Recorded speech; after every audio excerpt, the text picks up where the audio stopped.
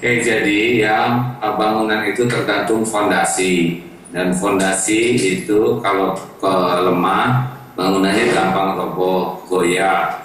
Kalau fondasinya kuat, insya Allah bangunannya juga akan kokoh, kan gitu ya.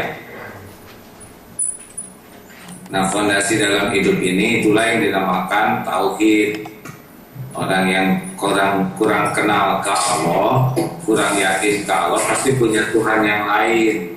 Jadi yang membuat hidup ini gelisah, membuat hidup ini tidak tenang, adalah di hati kita tuh ada yang mendominasi, yang membuat kepikiran siang malam, yang membuat kita berharap dan takut. Nah, kalau itu yang ada di hati ini selain Allah, maka hidup kita tidak akan tenang. Karena duniawi ini tidak bisa membuat kita tenang. Yang membuat tenang itu justru hanya Allah pencipta kita. Makanya orang yang kaya sekaya apapun tetap hidupnya nggak tenang. Mau terkenal, mau kaya, mau keren, tetap aja nggak bisa. Karena tenang itu hanya milik Allah dan hanya diberikan kepada yang ingat kepada Allah. Makin yakin, makin tenang. Itu jelas? Insya Allah benar. Gimana nih di Korea? Ke Allahnya kenal enggak? Yakin enggak? Atau masih kurang?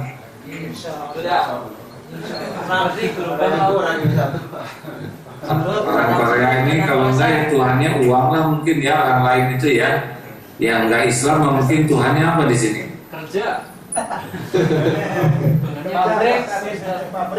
Padahal rezeki mah udah ada yang ngatur.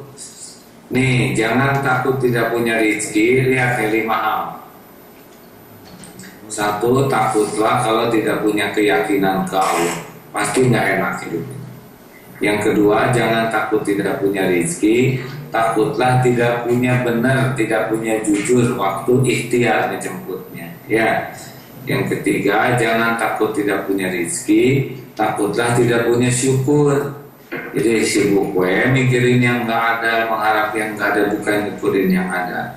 Yang keempat, jangan takut tidak punya rezeki, tapi takutlah tidak punya sabar. Karena rezeki itu ada dibuka, ada ditahan, ada diambil. Dan yang kelima, jangan takut tidak punya rezeki, takutlah tidak punya ridho kalau pas Allah sedang ambil. Karena semua rezeki itu ada waktunya pindah-pindah. Itu. Jadi jangan sampai ke Korea ini salah niat, nanti cuma capeknya aja. Ya. Oke, ada pertanyaan, silakan.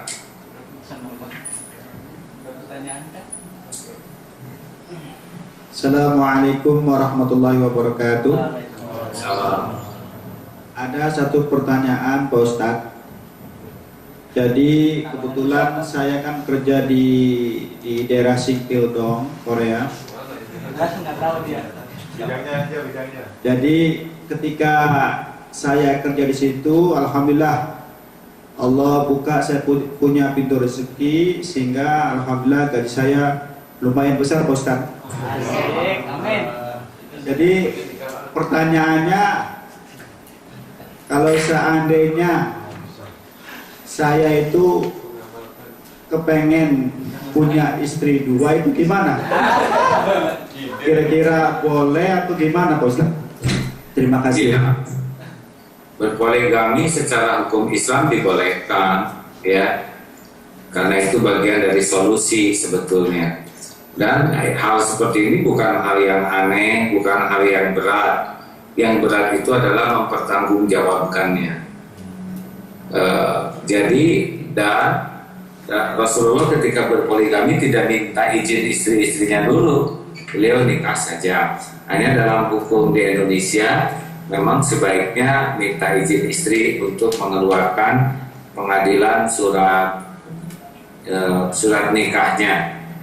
Rukun nikah ada 4. 1 ada mempelai pria dan wanita, ada wali buat wanita, ada ijab kabul. Ya. Nah, kalau sudah mampu ya sok aja, hanya lebih bagus memang memberitahu istri walaupun tidak wajib. Gitu. Terima kasih Pak Ustadz. Nah, adil juga nanti berat masalah adil ya. Karena adil itu bukan sama rata, tapi sesuai, proporsional.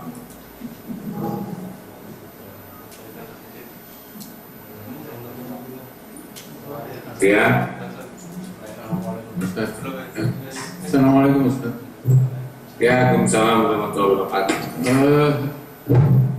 Saya Zainal Arifin mau tanya Ustaz, kunci-kunci daripada untuk meraih rezeki yang berkah itu aja Ustaz. Terima kasih. Ya, baik. Jadi setiap orang sudah diciptakan dengan rezekinya, tapi ada yang terhalang. Rezeki yang berkah itu terhalang. Apa rezeki yang berkah itu? 3 cirinya. Orang yang rezekinya berkah, 1, dia itu akan oleh Allah diurai, dimudahkan ketemu dengan rezekinya. Yang kedua, dia enggak tamak, jadi merasa enak di hati itu dengan rezeki. Dan yang ketiga, dunia itu akan ngikutin. Tapi kalau tidak barokah, nanti dia akan terus dililit masalah. Terus walaupun uangnya ada, dia nggak pernah tenang. Yang kedua, tidak akan pernah puas hati rezeki yang tidak barokah itu. Udah punya gunung emas 1, dia pasti pikirin gunung emas yang kedua. Dan yang ketiga, dia nggak akan dapat kecuali apa yang sudah ditakdirkan. Nah, kuncinya adalah memperbanyak tobat, karena semua rezeki itu terhalang oleh dosa. Oh, itu orang kafir banyak dosa kok dikasih, iya, tapi dia dikasih rezeki yang nggak dikasih berkah. Kalau ingin rezeki barokah itu harus banyak tobat, jauhi maksiat. Karena yang menghalangi dosa, menghalangi karunia itu adalah dosa. Satu penelpon terakhir.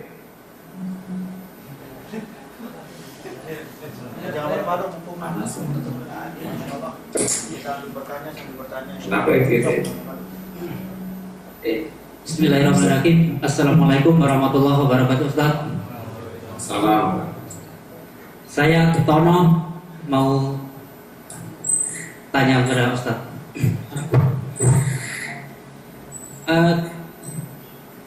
Di sini kita bekerja itu apakah kita disebut profesi atau tidak, dan mengenai zakat profesi itu memang benar atau tidak, karena kalau sudah membayarkan masalah zakat itu adalah wajib, tapi kalau kita sedekah infak itu nggak ada ketentuan jumlah dan besarnya.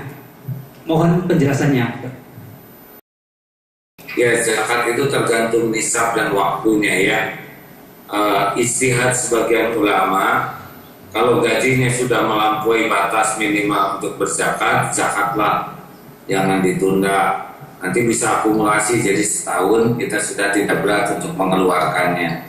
Kalau saya sih lebih senang tiap dapat rezeki dizakatin saja ya, supaya rezeki kita bersih dan nggak akan berkurang harta kita dengan zakat. Bahkan zakat itu akan menumbuhkan sebetulnya rezeki-rezeki lain yang belum ada.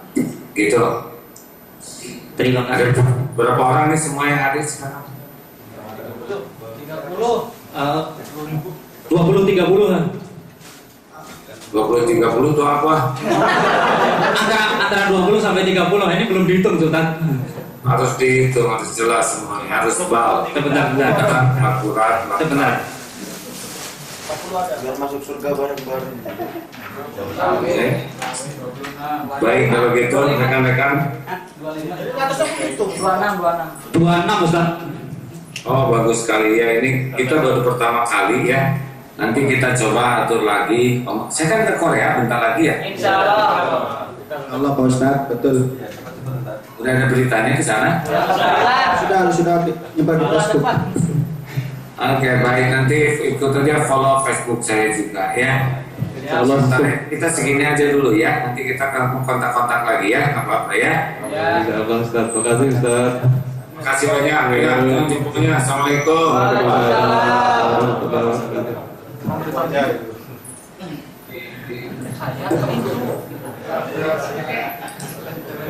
Saya